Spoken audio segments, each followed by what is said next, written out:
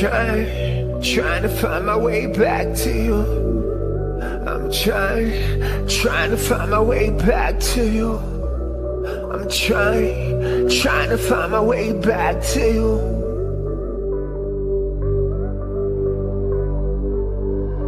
Same things that I went through took a toll on me mentally. I let go of everyone I love, but held on to the memories. I don't wanna have to blame for the things that I didn't do, but I don't wanna take responsibility for all the things I did to you.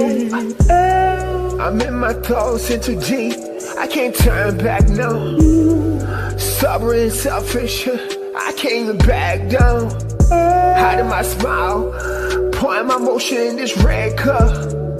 Hate that I feel so deep, hate that I think so much. I'm trying to heal myself the same way I lost myself. Why I feel more and I try more, I'm not myself. Maybe my head don't work, maybe my meds don't work. I wanna feel numb, maybe I'd rather be dead, but I'm trying to find my way back to you. I'm trying to find my way back to you. I'm trying to find my way back to you. I'm trying to find my way back to you. I'm trying to find my way back to you. I'm trying to find my way back to you. I'm trying to find my way back to you. I'm trying to find my way back to you. Been through the struggle, through the pain, and shine the day, survive the night. Just to say, been through the struggle, through the pain, and shine the day. Just to say, I'm but a man, I'm trying to do all I can. Going sunrise, sunset, trying to never forget where you set me the path. I'm going the path, I'm running the jump, I'm jumping the hurdle. Just like Sisyphus, I gotta climb the mountain. Oh my God, the rock is slipping out of my hand. I hope you see the master plan, you feel the master plan. I hope that you hear me the best that I can.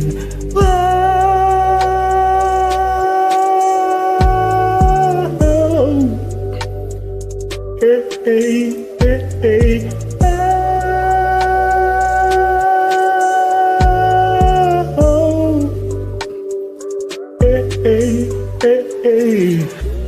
I'm trying to find my way back to you. I'm trying to find my way back to you.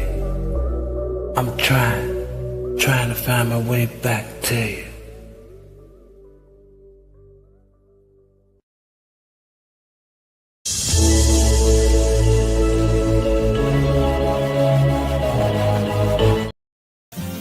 Well, son, what do we have here? It's a bread. Is bread? I want to cut it. Oh my God, this looks so yummy. Wow, look at all the berries. Stuck here on the ground, lighting up the way. I can see the road ahead of me. I won't be stumbling in the dark. This is the best thing I ever tasted in my life. Holy bread, you gotta get it. Holy bread, you gotta get it. Until you set me free. My eyes were closed, now I see clear as day. And I just wanted to say that you can take me high.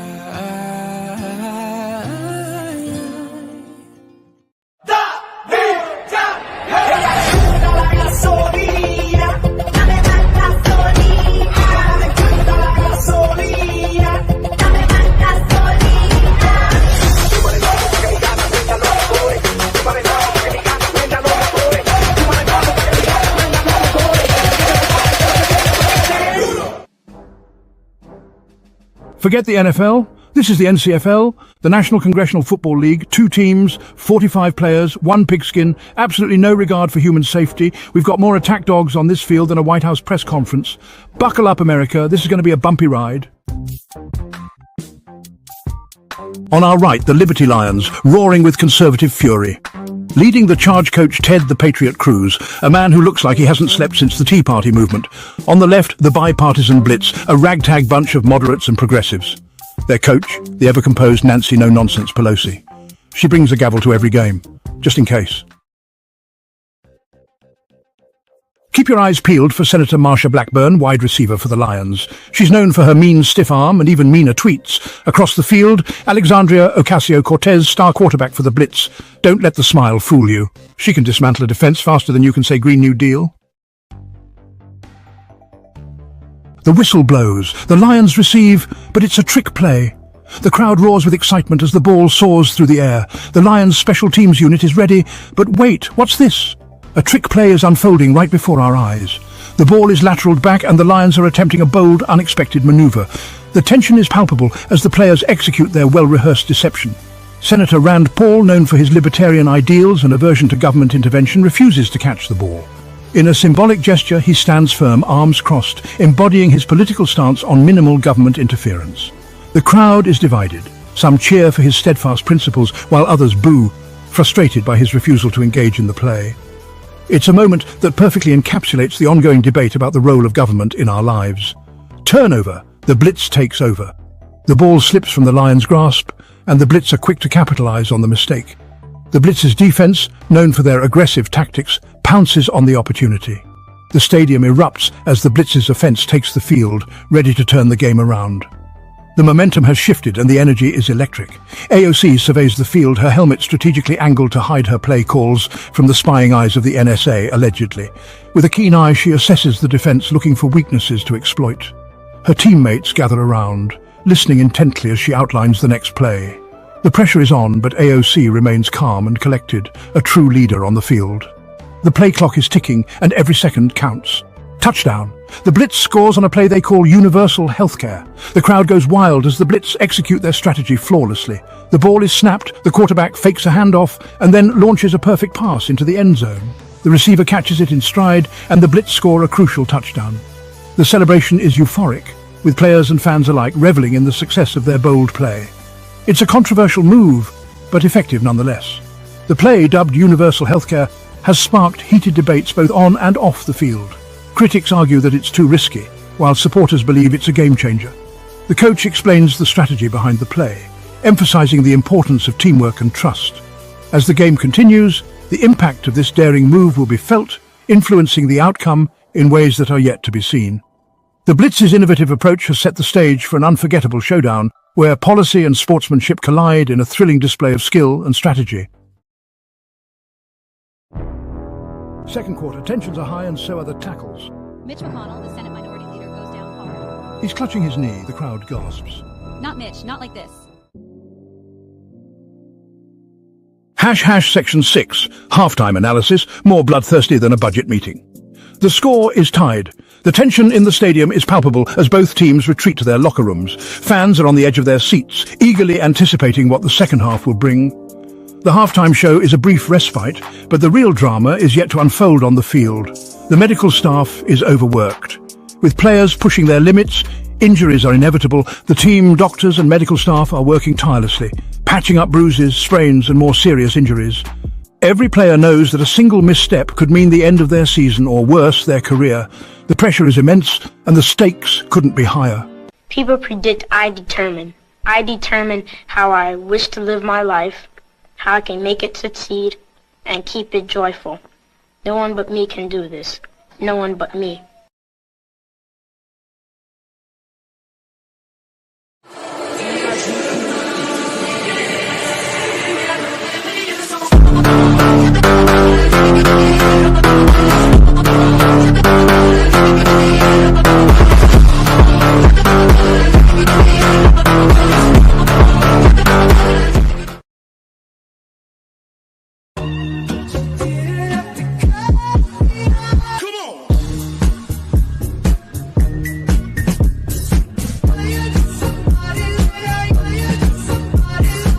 The pressure is immense, and the stakes couldn't be higher. The concession stands are running out of hot dogs. Fans, hungry for both food and victory, swarm the stands. The lines are long, and patience is wearing thin. The aroma of popcorn and pretzels fills the air, but the most coveted item, the hot dog, is in short supply. It's a small crisis in the grand scheme of things, but in this moment, it feels monumental.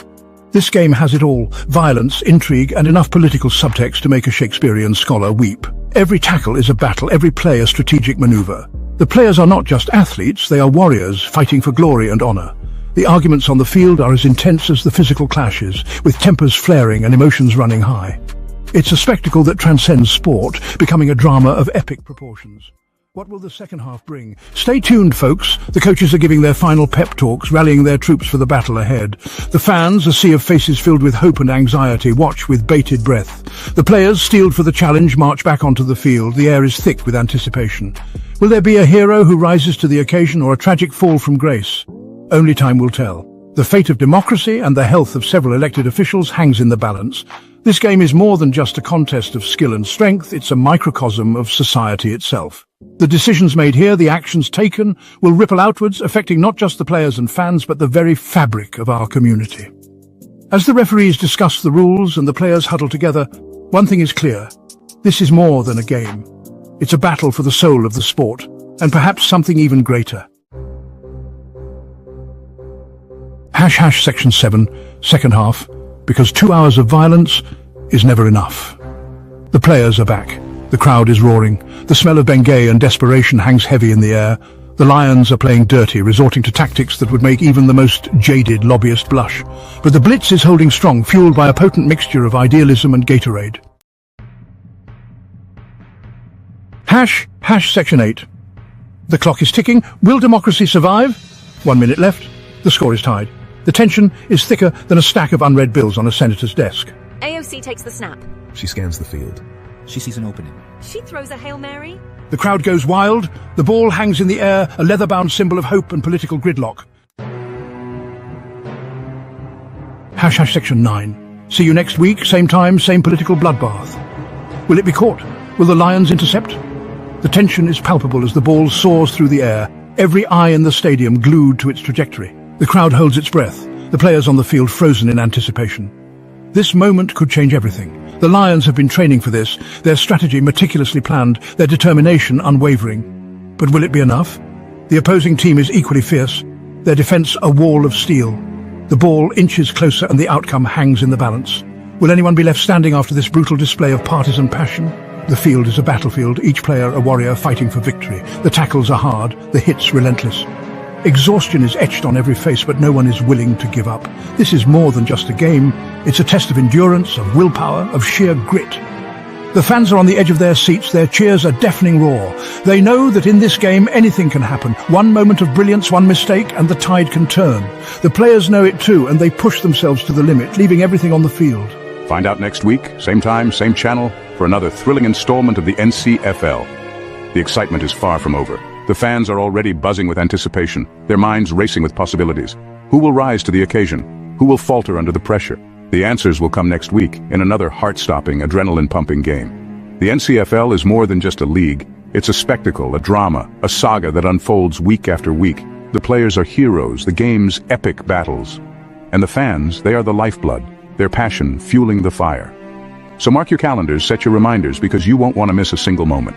Because in this league, the only thing more unpredictable than the outcome of the game is the behavior of the people playing it. The players are not just athletes, they are characters in a grand narrative, each with their own story, their own motivations. Their actions on and off the field add layers of intrigue, of drama.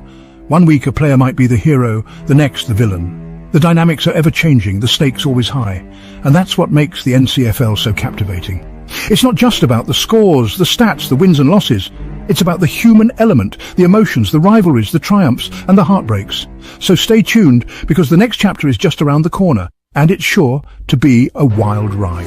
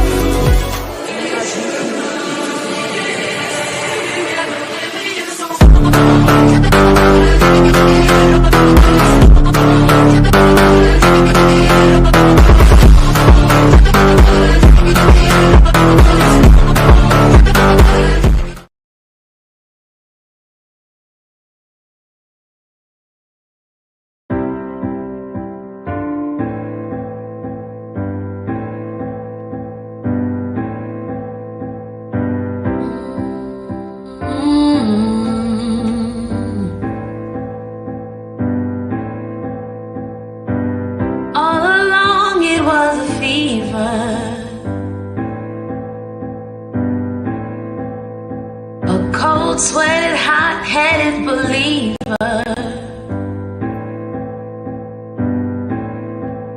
I threw my hands in the air, said, show me something. He said, if you dare, come a little closer. Round and around and around and around we go. Oh, now tell me now, tell me now, tell me now, you know. Not really sure how to feel about it.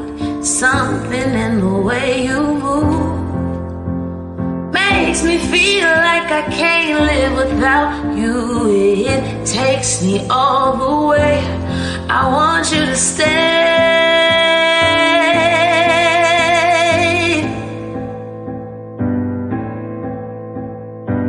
It's not much of a life you're living. It's not just something you take, it's giving. Round and around and around and around we go. Oh, now tell me now, tell me now, tell me now, you know. Not really sure how to feel about it. Something in the way you move makes me feel like I can't live without you. Yeah, it takes me all the way. I want you to stay.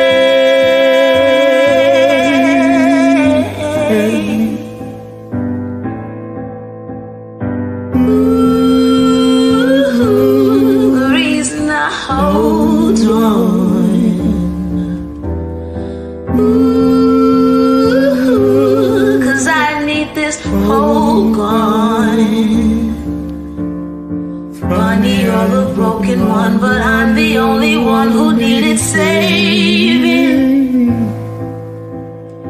When you never see the lies, it's hard to know which one of us is caving. Not really sure how to feel about it. Something in the way you move makes me feel like I can't live without you. Yeah, it takes me all the way. I want you to stay.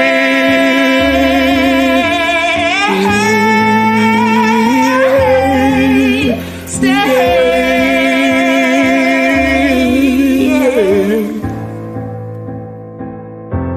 I want you to stay.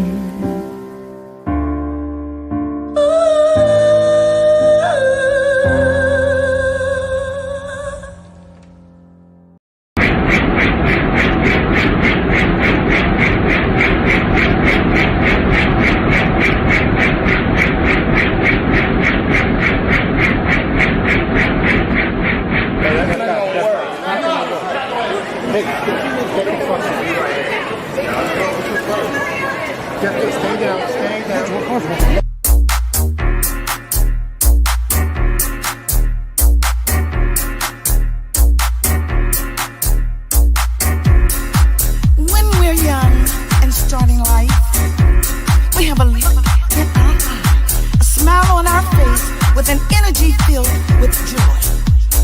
As we live life, looking back through our womanhood and manhood days, we wish that we could take that face, hold it in our hands and talk to it, and tell it that this is going to be the life that you imagine. You're going to disappoint people, and they're going to hurt you. Your heart will break, and it will change how you see people. You will learn that you have to always love people, no matter what. I'm encouraged, stay encouraged, alright, don't give up. I'm encouraged, stay encouraged, alright, don't give up.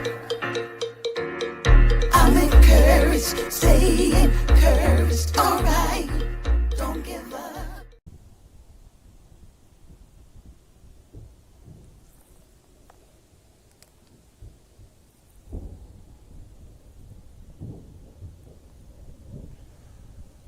Oh, say, can you see by the dawn's early light what so proudly we held at the twilight's last gleaming, whose broad stripes and bright stars through the perilous fight, oh, what ramparts we fought that were gallantly gleaming, and the rocket's red glare, the bombs bursting in air, gave through the night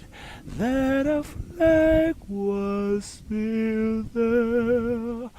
Oh, say does that star-spangled banner yet wave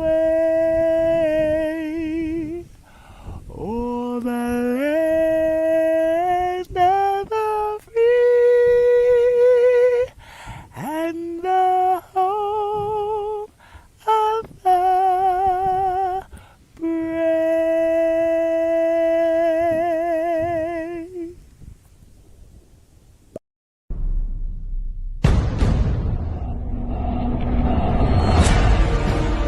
In the temple. Treat us as well. Who's not the man? Where's Bud?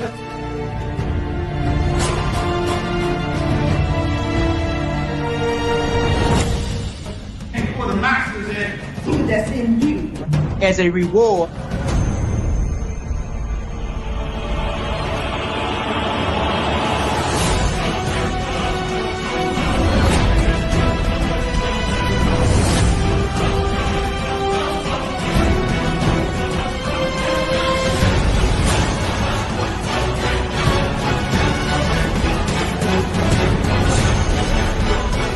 The white world, the vibration is science next time.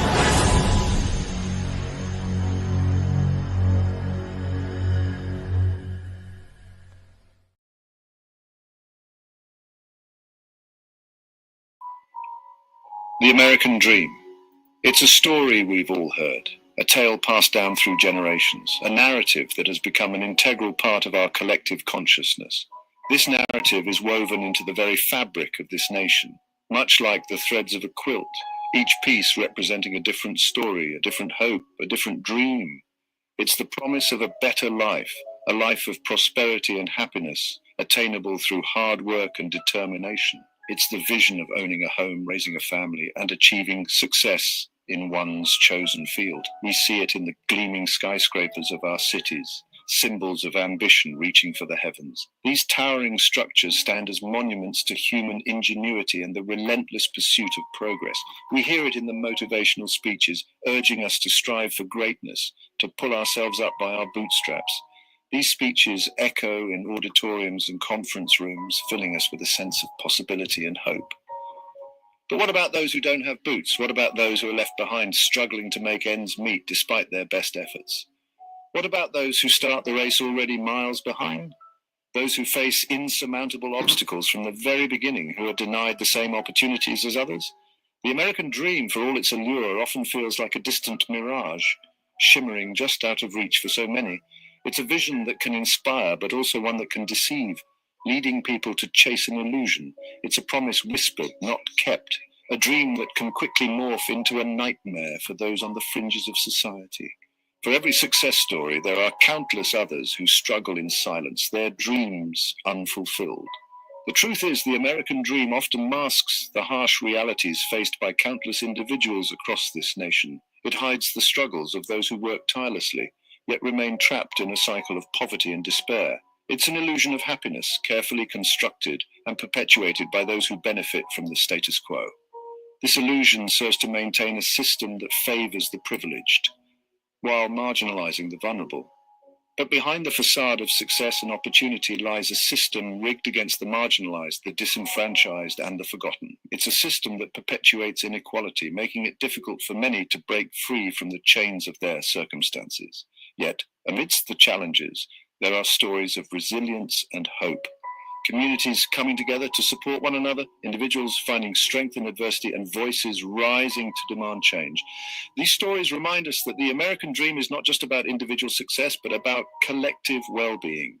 It's about creating a society where everyone has the opportunity to thrive, regardless of their background or circumstances. It's about recognizing the inherent worth of every person and working towards a future where the promise of the American dream is truly accessible to all. This requires a commitment to justice, equity, and compassion. The American dream can be more than just a whispered promise. It can be a reality for everyone, but only if we are willing to confront the systemic barriers that stand in the way and work together to build a more inclusive and equitable society. The journey towards this dream is long and arduous, but it is a journey worth taking, for in the pursuit of a better future for all, we find the true essence of the American dream. Step inside the homes, the workplaces, the everyday lives of those who struggle to stay afloat, and you'll find a different story. The smiles fade, replaced by the grim reality of economic hardship and social inequality. The fear of losing a job, the struggle to put food on the table, the constant worry about making ends meet. These are the anxieties that haunt the working class. The American workplace, often touted as a meritocracy, can be a breeding ground for insecurity and exploitation. Long hours, stagnant wages, and the ever-present threat of automation leave many feeling trapped in a cycle of toil with little hope for advancement. The promise of upward mobility feels like a cruel joke when you're working 2 jobs just to keep your head above water. The American dream, for many, has become synonymous with overwork and burnout. The pursuit of material success has come at the expense of mental and emotional well-being. The pressure to conform, to achieve, to constantly strive for more can be suffocating. Consider Hull, Massachusetts, a small coastal town, picturesque in its own right, yet haunted by the ghosts of economic hardship. Once a thriving hub of maritime activity, Hull now stands as a testament to the relentless march of time and the unforgiving nature of economic decline. Its shipyards, once bustling with activity, now stand as silent reminders of a bygone era. The clang of hammers and the shouts of workers have been replaced by the eerie silence of abandonment. Rusting equipment and decaying ships tell the story of a community that has seen better days. This is where we find our ex-convict recently released from prison.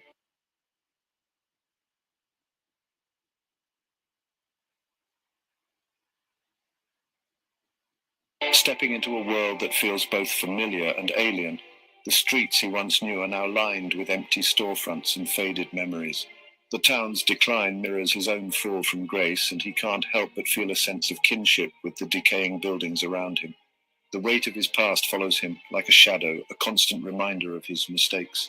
Every step he takes is heavy with the burden of his history, and every glance in a shop window reflects not just his face, but the years lost to incarceration. He is a man marked by his past, struggling to find his place in a world that has moved on without him. He yearns for a second chance, for redemption, but the stigma of his incarceration proves to be an insurmountable barrier. The sea, vast and unending, mirrors his longing for freedom and a fresh start. Yet, as he sits alone on a park bench, deep in thought, he realizes that the path to redemption is fraught with obstacles. Employers are hesitant, their eyes filled with suspicion and judgment. Each job interview feels like a trial, with his past crimes laid bare for all to see. The hopeful glint in his eyes is met with cold, calculating stares. and he is dismissed time and again, his potential overshadowed by his criminal record. The American dream, it seems, has no room for ex-convicts. The flag waves proudly in the wind, a symbol of freedom and opportunity. Yet for him, it feels like a cruel irony. The help-wanted signs that dot the town are a constant reminder of the opportunities that remain just out of reach. He is adrift in a sea of indifference, surrounded by people yet utterly alone. The crowded streets offer no solace, and the faces that pass by are indifferent to his plight. On the deserted beach, he finds a moment of peace, but it is fleeting, and the isolation is a heavy weight on his soul. The isolation is palpable, a heavy weight pressing down on his chest. In the dark room, he is left alone with his thoughts, the silence amplifying his sense of despair. Walking along the empty road at dusk, he feels the crushing loneliness of a man disconnected from the world around him.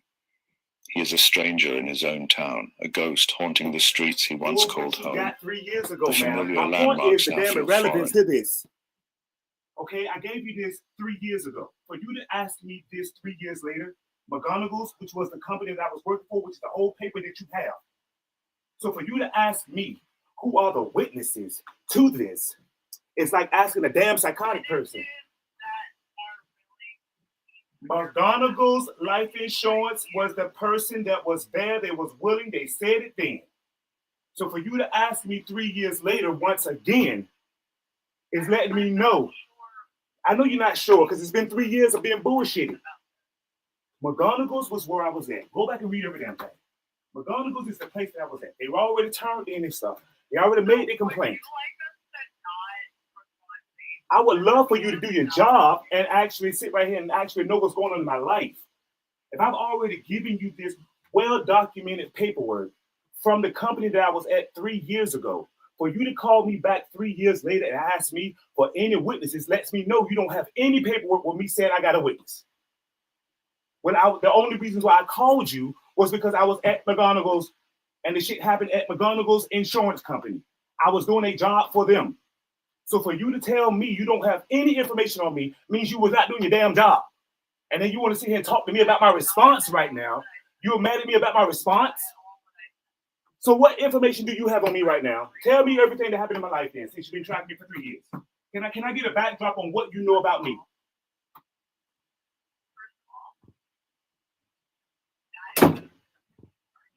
That is not productive. That's the issue at hand. Is I don't even know if you know me, lawyer. I have been sitting here. I am live on my damn podcast right now. Literally live on my podcast right now. Discussing my life about how this fucking country done fucked me over. Only to have my own lawyer call me back again with no information on me. Like I have not been talking to you for 3 years. Like I have not been talking to you for 3 years. I don't understand either, ma'am. Is it a black thing? You don't have anything. Nothing. Nothing. So why did you wait 3 years to ask me about a phone number from a damn witness? McGonagall's insurance company. Judith Van Ham. I sent you this stuff. Is this a joke? Are y'all real lawyers? Because I feel like right now, because y'all are women, I'm already categorized as a sex offender. I'm fighting that shit. I have women and lawyers. And now you trying to say I'm fighting that shit, but I can't in this systematic world. And I feel like y'all just dragging me along because I'm a nigga. And I'm some damn bad that y'all can just talk to any kind of way. Okay? All right? I don't really know what's going on right now, but mentally, you guys are not on par. Even if you are, I'm not recording shit. I'm telling you like it is because I am live on my network. I got you on mute right now. So therefore, I'm not even gonna entertain this shit.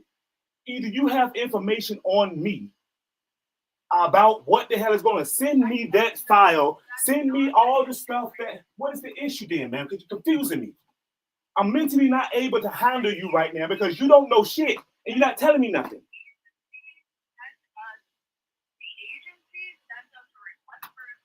And you don't have it? Why the hell you just waiting 3 years later to ask me for phone numbers?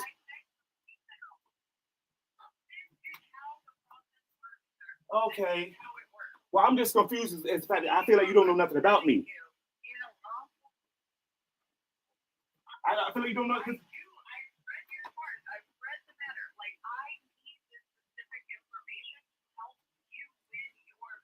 Okay, I felt like having my landlady's phone number is something I know you should have had.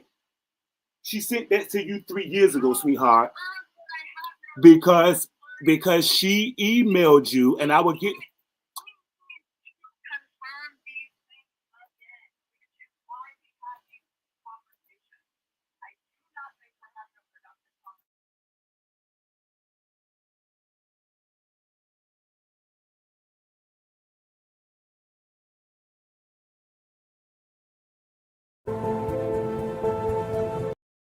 Hello everybody, hello. As we get our day prepared, start out like this. Let us not forget about all of those shining stars. Look at the stars. Look how they shine for you.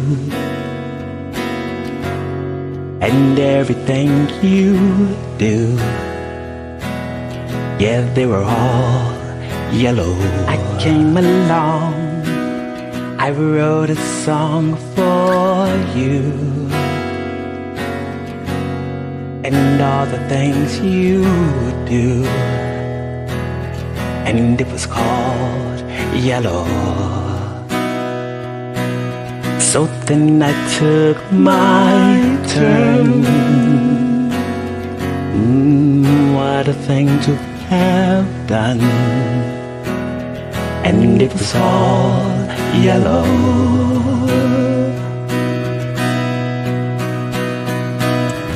Your skin, yes, your skin and bones turn into something beautiful. You know I love you so. You know I love you.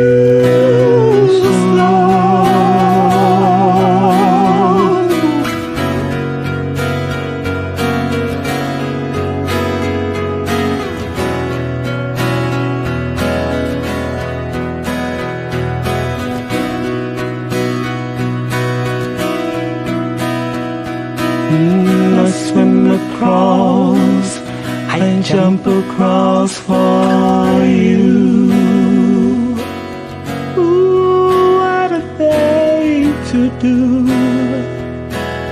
'cause it was all yellow. I drew a line, I drew a line for you. Ooh, what a thing to do. And it was all yellow.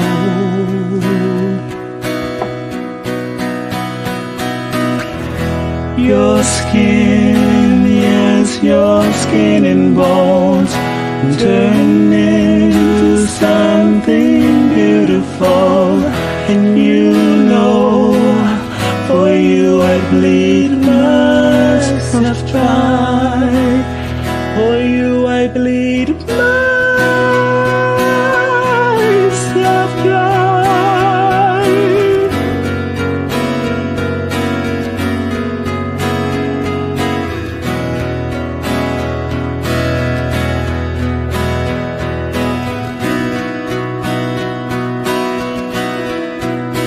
Oh, it's true. Look how they shine for you. Look how they shine for you. Look how they shine. Look how they shine for you. Look how they shine for you. Look how they shine. Look at the stars. Look how they shine for you. And all the things you do.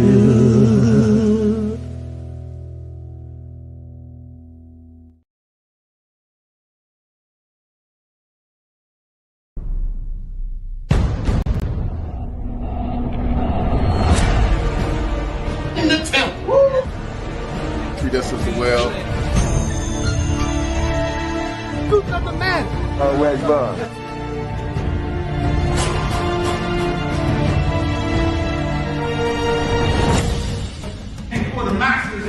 fruit that's in you. As a reward,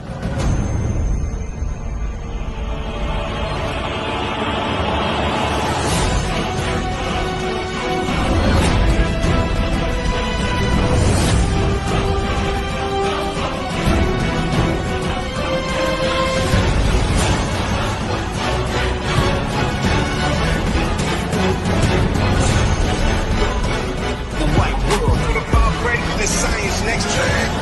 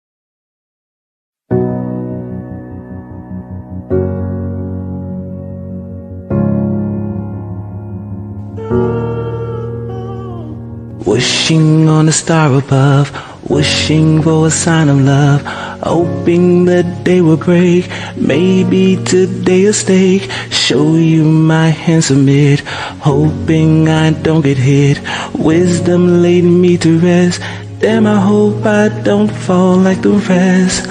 I don't wanna fall in love, I wanna fall in love with the feeling of love.